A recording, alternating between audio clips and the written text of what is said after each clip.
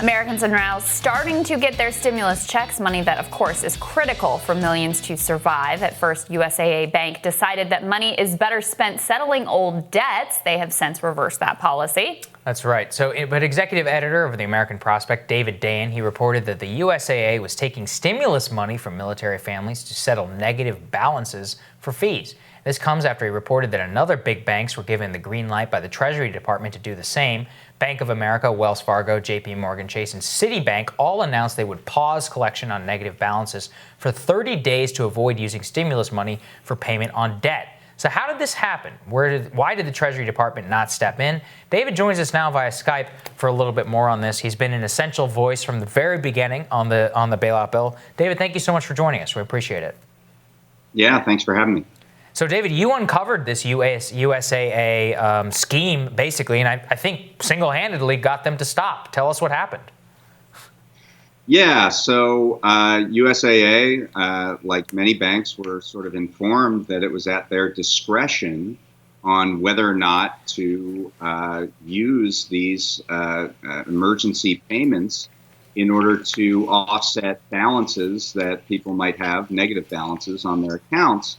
And I heard from individuals who were going through this at USAA, which is a very large bank, has 13 million members. I believe the 29th or 30th largest bank in the United States, and contacted USAA, and they essentially admitted that this is what they were doing.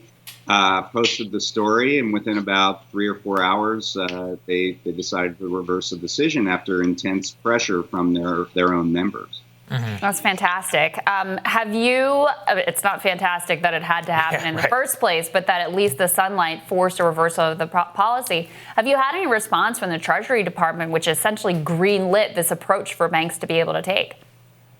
Yeah, Treasury has not really made a public statement about this. I obtained this audio from a regulatory call between the Treasury Department and bank compliance officers. And what they said was that these payments are coded as tax credits. If they were coded as federal benefits, like Social Security, they would be protected from private debt collection. However, because they're coded as tax credits, they are not. And what Treasury said is that there's nothing in the law that precludes you, banks, from using this money, however you see fit to offset debts. Treasury has the ability under the law to write regulations that protect these payments, and they have chosen not to do so, even though they've known for weeks that this was a possibility. And obviously these are payments that are supposed to go towards food and medicine and basic necessities. And I don't think anybody intended them to go to offset bank debt. And David, you've been covering this now for quite some time. One of the things we covered earlier in the show is about the Paycheck Protection program, which I know you've also been looking into. And this is a program where banks allegedly are taking $17.5 billion in fees for just administering loans that they have take no risk on. What is going on there? Yeah, this is as close to free money as you can get. The Small Business Administration guarantees these loans, which are forgivable if the small businesses follow certain practices of maintaining payroll. So banks have no chance of taking any losses on these loans whatsoever, and yet they get paid out between 1% and 5% of the loan in a processing fee. They're not really verifying any information. They are held harmless formally for any falsehoods that are put on documentation. All they have to do is make sure they know who the customer actually is for anti-money laundering purposes. If they're working with an existing customer, they can use the old anti-money laundering compliance to apply to that. So there's literally nothing they have to do on this thing, and they're getting what I consider to be a bit of a windfall. They can even sell the loan to the Federal Reserve, which means they don't even have to take the risk of not having the money for a certain period of time. They can immediately get the money back. and they take these fees. So Wow. that's money would have gone, those fees would have gone to making more loans. But of course, now we're out of loans in the program. Right. Well, and that was the next thing I wanted to ask you about. I mean, they essentially left the administration of these loans to the banks. What do we know about the choices they've made in terms of who gets the loans at this point and who doesn't? Because I know I've personally spoken with a number of small business owners who have tried to apply for loans and have gotten nothing. Meanwhile, you see some larger players coming away, still technically get the small business designation, coming away with significant chunks of money. The money is all out now. So essentially, who made the decision and how did the decisions get made about who got the money and who didn't?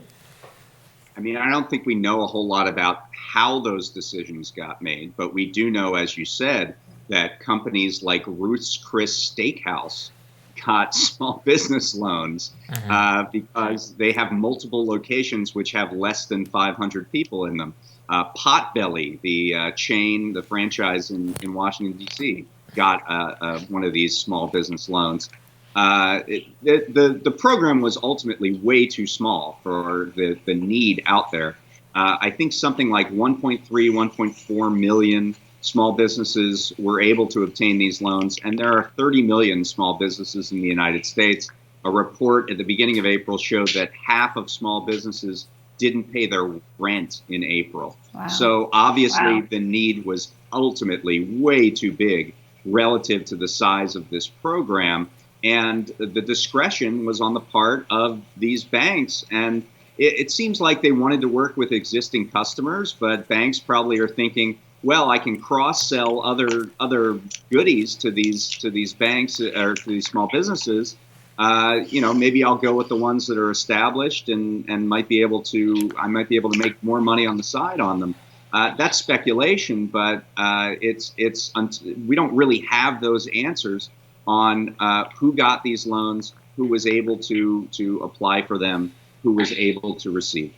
Yeah, certainly. And, David, as somebody who covered so closely 2008, what is the economy going to look like after this? Now we have, little faith that Congress is going to step up to the plate. What's going to happen in terms of big business and consolidation and all of that? What is it going to look like in your estimation? I mean, what we're seeing is that the relief that's being given to small businesses, to individuals, is riding along the rickiest rails, like the creakiest rails that you possibly have. And yet we have this trillions and trillions of dollars in what I've been calling a money cannon from the Federal Reserve, which is like concierge service for the largest corporations in America. And it's disproportionate in its response. So you just look at those two things side by side, and you think that after all of this is over, you're going to have a very robust sector of the economy for large corporations, and you're going to see a lot of small businesses going under, and that's just going to concentrate power much more robustly among these large corporations. I mean, that's just my initial assessment of how this is going to play out. Yeah, which we've witnessed and has major consequences for local communities, for worker power, and for a whole host of other issues that I think many people find to be important. David, thank you so much for your great reporting on this. We appreciate it as always. Thanks, David. Really got an impact out of this one. Thank you. We'll have more Rising for you after this.